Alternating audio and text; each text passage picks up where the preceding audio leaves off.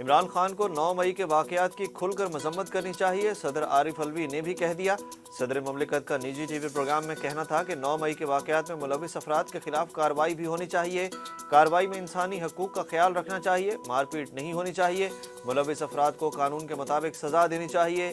صدر کا کہنا تھا کہ عمران خان نے army chief general Asim Munir کی تقرری کی مخالفت نہیں کی تھی۔ عمران خان نے کہا تھا کہ جنرل باجوہ کو کہہ دیں، جس کو ادارہ آرمی چیف بنائے قبول کریں گے۔ بلین ٹری سونامی منصوبے کے سربراہ ملک امین اسلم کا بھی تحریک انصاف چھوڑنے کا اعلان۔ پی ٹی آئی کے ڈپٹی سیکریٹری اطلاعات محمد امجد نے بھی پارٹی سے راہیں جدا کر لی۔ لاہور میں پریس کانفرنس کرتے ہوئے ملک امین اسلم نے کہا کہ اس وقت ایک ایجنڈے نے پارٹی کو ہائی جیک کیا، اس پر پارٹی کو جواب دہ ہونا پڑے گا۔ انہوں نے کہا کہ ٹی وی پر سب کچھ دیکھ کر سکتے میں چلا گیا، اب اس ایجنڈے کے ساتھ مزید نہیں چل سکتا۔ یہ ایجنڈا جو لوگ بھی بنا رہے ہیں وہ خیر خواہ نہیں، وہ اس جماعت کو گہری کھائی میں پھینک آئے ہیں۔ پنجاب حکومت کی جانب سے تحریک انصاف کو دی جانے والی مہلت ختم ہو گئی۔ پولیس نے زمان پاک سے فرار ہونے والے 8 مشتبہ افراد کو حراست میں لینے کا دعویٰ کر دیا۔ سیکیورٹی ادارے الرٹ، پولیس نے زمان پاک کی طرف جانے والے تمام راستے بند کر دیے۔ پولیس لائن کے باہر سینکڑوں کنٹینرز پہنچا دیے گئے۔ ذرائع کے مطابق عمران خان کی رہائش گاہ زمان پاک لاہور میں کسی بھی وقت پولیس کے بڑے آپریشن کا امکان ہے۔ عمران خان کے الزامات بیہودہ اور سفید جھوٹ ہیں۔ نگراں وزیر اطلاعات پنجاب عامر میر نے الزامات کی تردید کر دی۔ عامر میر نے کہا کہ پولیس فائرنگ سے 25 شہریوں کی شہادت اور زخمی ہونے کا الزام سفید جھوٹ ہے۔ عمران خان کی جانب سے پنجاب پولیس کی فائرنگ سے 25 شہریوں کی شہادت اور زخمی ہونے سے متعلق بیان پر نگراں وزیر اطلاعات نے ٹویٹر پر جواب میں کہا کہ پولیس فائرنگ سے کسی کے زخمی یا مارے جانے کا سوال ہی پیدا نہیں ہوتا۔ جھوٹے الزامات پر عمران خان کے خلاف قانونی کارروائی کا حق محفوظ رکھتے ہیں۔ انسداد دہشت گردی عدالت لاہور نے پی ٹی آئی رہنما میاں محمود الرشید کا 7 دن کا جسمانی ریمانڈ منظور کر لیا، جبکہ عدالت نے بیماری کے باعث ڈاکٹر یاسمین راشد کا جسمانی ریمانڈ مؤخر کر دیا۔ انسداد دہشت گردی عدالت نے تفتیش کے لیے میاں محمود الرشید کو پولیس کے حوالے کر دیا۔ انسداد دہشت گردی عدالت کی جج نے سماعت کی۔ انسداد دہشت گردی عدالت نے بیماری کے باعث ڈاکٹر یاسمین راشد کا جسمانی ریمانڈ مؤخر کرتے ہوئے سروسز ہسپتال کے ایم ایس سے 22 مئی کو رپورٹ پیش کرنے کا حکم دے دیا۔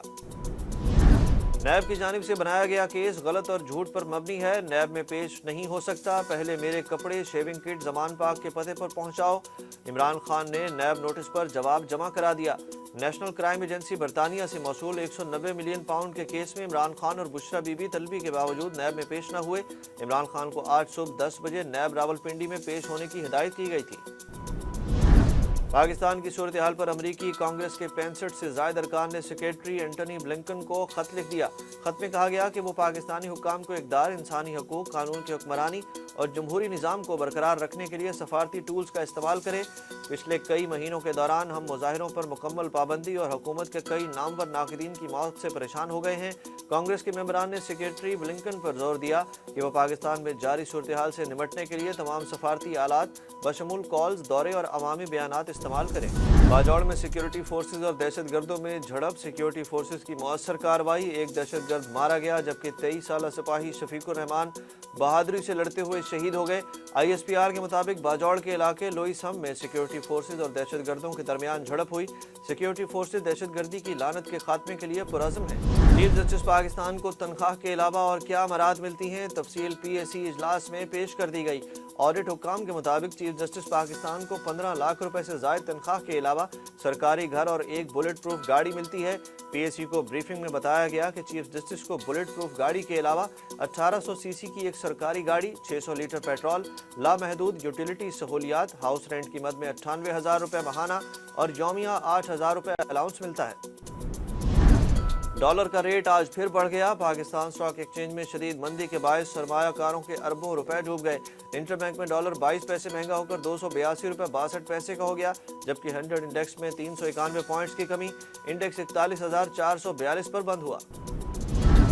پاکستان کے ساتھ کوئی دو طرفہ سیریز نہیں ہوگی، بھارتی ہٹ دھرمی اب بھی برقرار۔ بھارتی کرکٹ بورڈ نے ایک بار پھر دو پاک بھارت دو طرفہ سیریز کے منصوبے کی تردید کر دی۔ بی سی سی آئی کے اعلیٰ حکام کا کہنا ہے کہ پاک بھارت دو طرفہ سیریز کے حوالے سے مستقبل قریب میں کوئی منصوبہ نہیں۔ ہم پاکستان کے ساتھ کسی قسم کی کرکٹ مصروفیات کو آگے نہیں بڑھانا چاہتے۔ پاکستان اور بھارت کی ٹیمیں سال 2007 کے بعد سے کوئی ٹیسٹ سیریز نہیں کھیلی، جبکہ 2013 میں دونوں ٹیموں نے آخری بار باہمی ون ڈے سیریز کھیلی تھی۔